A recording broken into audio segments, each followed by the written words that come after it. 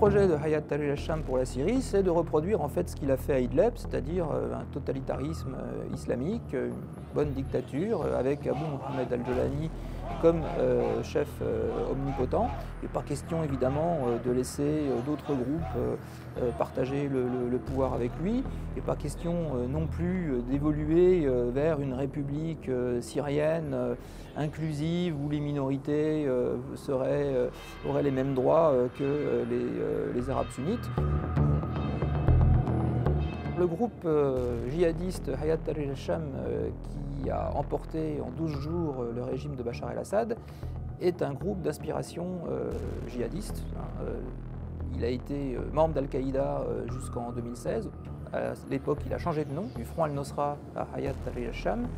Et il n'a pas renouvelé son allégeance à Al-Qaïda pour des raisons tactiques, pour avoir un soutien occidental, un soutien des pays arabes. Mais c'était une fausse rupture en fait. Et d'ailleurs, autour de Hayat Tahrir al-Sham, on a des groupes comme Houras ad-Din, les gardiens de la religion, les Ouïghours du parti islamique du Turkestan, spécialisés dans l'attentat suicide enfants-adolescents, qui eux sont toujours officiellement membres d'Al-Qaïda et qui sont de toutes les offensives de Hayat Tahrir al-Sham contre le régime syrien. Les différentes factions du sud, du nord, Hayat Tahrir al-Sham étaient unies contre Bachar el-Assad, mais maintenant qu'il est tombé, il faut trouver un autre ennemi avant qu'il se divise et qu'il rentre en conflit.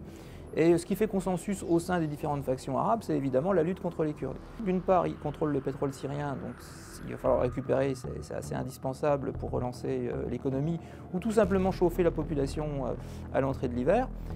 Le parrain de Hayat Tahrir al-Sham, la Turquie, veut la destruction des Kurdes.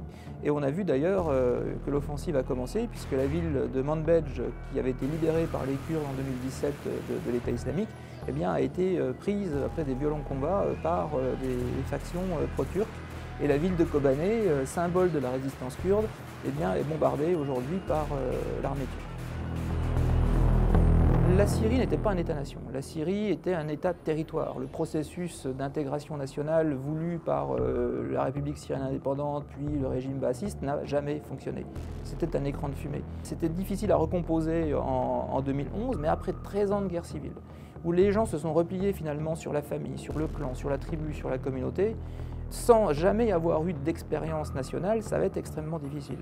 Cela dit, Hayat Tahrir al-Sham peut lancer un processus de construction nationale arabe, sunnite, islamiste. Mais évidemment, au détriment de ceux qui ne partagent pas cet idéal. Ça sera bien sûr avec l'aide de la Turquie qui veut faire de la Syrie une espèce de protectorat ottoman et Jolani serait le pacha de Damas pour le compte du sultan turc. Alors, les nouveaux maîtres de Damas ont besoin d'une aide économique extérieure pour pouvoir reconstruire le pays, mais surtout pour pouvoir clientéliser la population. On a vu ce que Hayat Tahrir al-Sham a fait à Idlib. En fait, il a mis la main sur l'aide humanitaire qui était versée à Idlib, parce qu'il y avait 2,5 millions d'habitants dans le réduit contrôlé par Hayat Tahrir al-Sham. L'aide arrivait par le poste de Bab el-Awa, depuis la Turquie.